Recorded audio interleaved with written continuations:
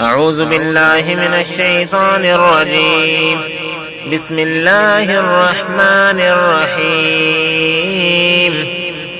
الحمد لله رب العالمين، الرحمن الرحيم، مالك يوم الدين.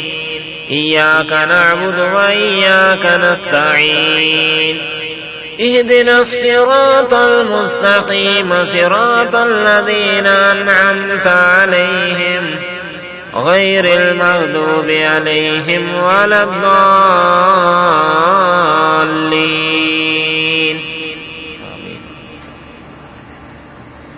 بسم الله الرحمن الرحيم. ألف لام را، تلك آيات الكتاب المبين. إنا أنزلناه قرآنا عربيا لعلكم تعقلون. نحن نقص عليك أحسن القصص بما أوحينا إليك هذا القرآن وإن كنت من قبله لمن الغافلين. إذ قال يوسف لأبيه يا أبت إني رأيت 11 كوكبا والشمس والقمر رأيتهم لي ساجدين. قال يا بني لا تقصص رؤياك على إخوتك فيكيدوا لك كيدا. إن الشيطان للإنسان عدو مبين. وكذلك يجتبيك ربك ويعلمك من تأويل الأحاديث ويتم نعمته عليك وعلى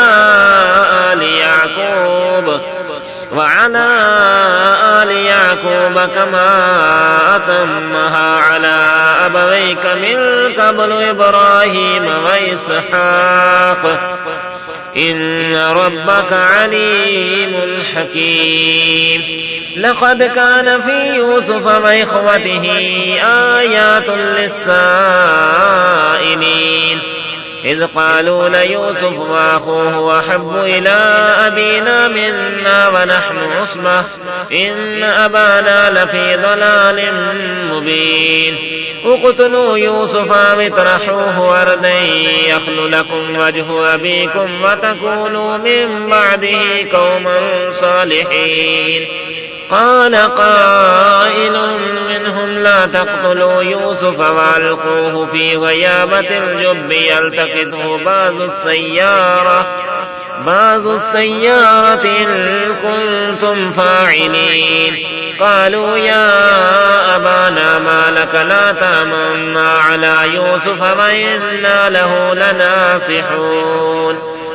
أرسله معنا غدا يرتع ويلعب وإنا له لحافظون. قال إني ليحزنني أن تذهبوا به وأخاف أن يأكله الذئب وأنتم عنه غافلون. قالوا لئن أكله الذئب ونحن عصبة إنا إذا لخاسرون. فلما ذهبوا به وأجمعوا أن يجعلوه في غيابة الجب وأوحينا إليه لتنبئنهم بأمرهم هذا وهم لا يشعرون.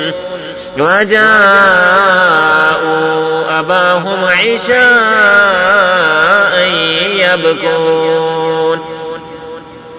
قالوا يا أبانا إنا ذهبنا نستبق وتركنا يوسف عند متاعنا فأكله الذئب وما أنت بمؤمن لنا ولو كنا صادقين.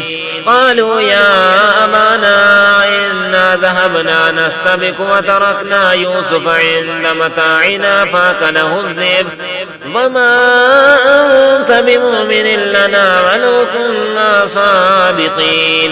وجاءوا على قميصه بدم كذب قال بل سولت لكم أنفسكم أمرا فصبر جميل والله المستعان على ما تصفون.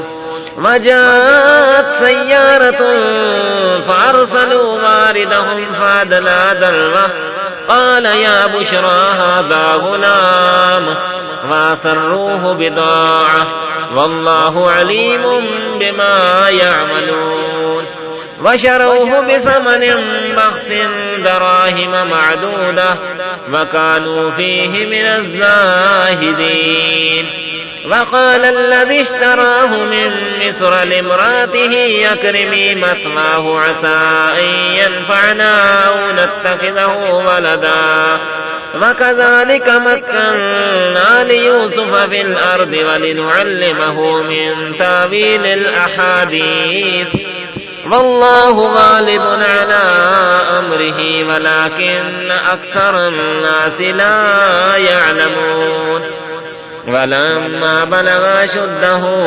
آتيناه حكما وعلما وكذلك نجزي المحسنين وراودته التي هو في بيتها عن نفسه وغلقت الأبواب وقالت هيت لك قال معاذ الله إنه ربي أحسن مثواي إنه لا يفلح الظالمون ولقد همت به وهم بها لولا أن رأى برهان ربه كذلك لنصرف عنه السوء والفحشاء إنه من عبادنا المخلصين واستبق الباب وقدت قميصه من دبر وألف يا سيدها لدى الباب قالت ما جزاء من أراد بأهلك سوءا إلا